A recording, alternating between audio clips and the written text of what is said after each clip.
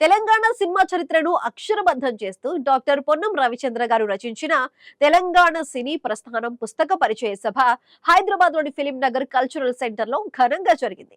ముఖ్య అతిథిగా విచ్చేసిన ప్రముఖ రచయిత, రాజ్యసభ సభ్యులు విజయేంద్ర ప్రసాద్, అదనపు కలెక్టర్ శ్యామ్ ప్రసాద్ లాల్, దర్శకులు వేణు ఉడుగుల సమక్షంలో ఈ వేడుక కన్నుల పండువగా సాగింది. తెలంగాణ సాహిత్య సాంస్కృతిక రంగానికి ఎనలేని సేవ చేసిన మామిడి హరికృష్ణకి ఈ పుస్తకాన్ని అంకితం ఇవ్వటం విశేషం. చరిత్ర పొరల్లోకి పయనించి ప్రాచీన వైభవాన్ని లోకానికి ఎరుకపరిచినవాడు. ఒక గొప్ప వ్యక్తి రాసిన పుస్తకాన్ని ఒక గొప్ప వ్యక్తికి అంకితం ఇచ్చడం అన్నది చాలా గొప్ప విషయంగా నేను భావిస్తూ ఉన్నాను. ఎందుకంటే తెలంగాణలో సినిమా ఎక్కడుంది, తెలంగాణలో సినిమా చరిత్ర ఎక్కడుంది అని ఏదైనా ప్రశ్నలు ఉంటే ఆ ప్రశ్నలన్నింటికి ఈ పుస్తకం ఈరోజు సమాధానం చెప్తా ఉంది. కరీంనగర్ చరిత్ర మీద ఒక బుక్ తీసుకొచ్చాను.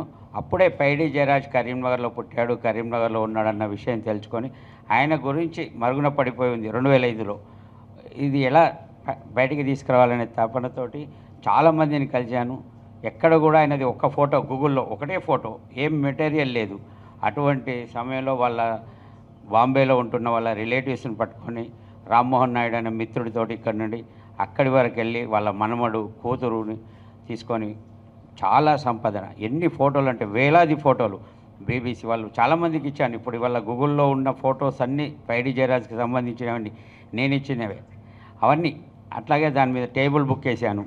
ఆ టేబుల్ బుక్ కూడా దాంట్లో అన్ని ఫోటోలు భద్రపరచడం జరిగింది. ఇప్పుడు ఎక్కువ కవర్ స్టోరీస్ రాసిన రచయితగా పరిచయం. ఒక 20 ఏళ్ల క్రితం ఆకాశవాణిలో నేను పొన్నం రవిచంద్ర లలిత గీతం అని ప్రసారం చేసిన జ్ఞాపకాలు నాకు ఎక్కువ. చాలా విపరీతంగా లలిత గీతాలు రాశారు. అవి ఆకాశవాణి ద్వారా ఒక 70 ఉంటాయా, ఒక 50-70 అప్పట్లో అంటే 83, 84లో చాలా ఎక్కువ లలిత గీతాలతో పరిచయం. పొన్నం రవిచంద్ర అన్న పేరు వినగానే నాకు లలిత గీతాలే జ్ఞాపకం వస్తాయి. I sincerely appreciate sir for effort you have done. నిజంగా తెలంగాణ సినిమాకి ఇంత చేస్తూ ఉందని చెప్పిన ఫస్ట్ టైం చూసి తెల్లపోయాను నేను ఒక్కనే కాదు, మొత్తం తెలంగాణ రాష్ట్రంలో ప్రతి ఒక్క పౌరుడు కూడా మీ ఎఫర్ట్ని సిన్సియర్గా అప్రిషియేట్ చేయాలని మనస్ఫూర్తిగా కోరుకుంటున్నాను సార్. మాట్లాడుతున్నా ఇంకోటండి, పుస్తకం రాసి ఊరుకోవద్దు సార్. ఏమన్నా దాని తాలూకు సినిమాలు దొరికితే దాన్ని బాగు చేసి ప్రజలు చూడటానికి వీలవుతుందో సిన్సియర్ ప్రయత్నం చేయండి సార్. సార్ మీకు సినిమాలతో పాటు మిగతా కళలు కూడా ఇంట్రెస్ట్ ఉందా సార్? అయితే ఇంకొక రీసెర్చ్ కూడా చేయండి సార్. 2014 మన తెలంగాణ వచ్చిన దగ్గర నుంచి 2025 వరకు కూడా ప్రతి నెల నాకు దాని తాలూకు ప్రోగ్రామ్స్ చూస్తూ ఉండేవాడు. నా నెల ప్రోగ్రాంలండి. ఆ ప్రోగ్రామ్స్ దగ్గర వైవిధ్యం చూసి నాకు మతిపోతూ ఉండేది. ఇన్ని రకాల కళల, ఇన్ని భాషల, ఇన్ని జనాల, ఇంత ఎక్కడి నుంచి పట్టుకొచ్చారు, ఎవరు పట్టుకొచ్చారు అని చెప్పని. కానీ ఈవేళ అదే రవీంద్ర భారతి 2015 తర్వాత చూస్తే బాధ వస్తుంది సార్. కుర్చీలు విరిగిపోయినాయి సార్. దీని మీద కూడా రీసెర్చ్ చేసి పోయి ఆశ రాయండి సార్. మన ప్రభుత్వానికి కనువిప్పు కలుగుద్దని ఆశిస్తున్నాను సార్. నేను రవీంద్ర భారత్ అంటే it's a cultural centre sir. Hyderabad గుండెకాయ లాంటిది. దట్ రిఫ్లెక్ట్స్ అవర్ ఏంటంటే మన తాలూకు ఒక మర్యాదకు అది సింపుల్ సార్. అది అలా పాడవకూడదు సార్. నేను కృతజ్ఞతలతో మొదలెడతాను. First I would like to say my heartfelt thanks to మా అమ్మకి, నాన్నకి.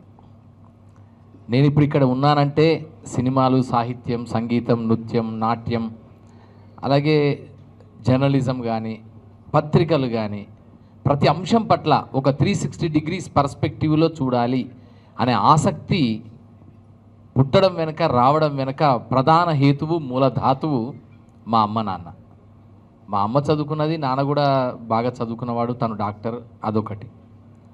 రెండవది, నేను చదువుతున్న క్రమంలో, నేను అధ్యయనం చేస్తున్న క్రమంలో, నన్ను నేను చెక్కుకుంటున్న క్రమంలో నాకు మా చెల్లెలు, మా తమ్ముడు, వాళ్ళందరూ కూడా వీఆర్ జస్ట్ లైక్ ఒక చిన్న క్విజ్ కాంపిటీషన్ ఉండే ఫ్యామిలీ లాగా ఉండేది.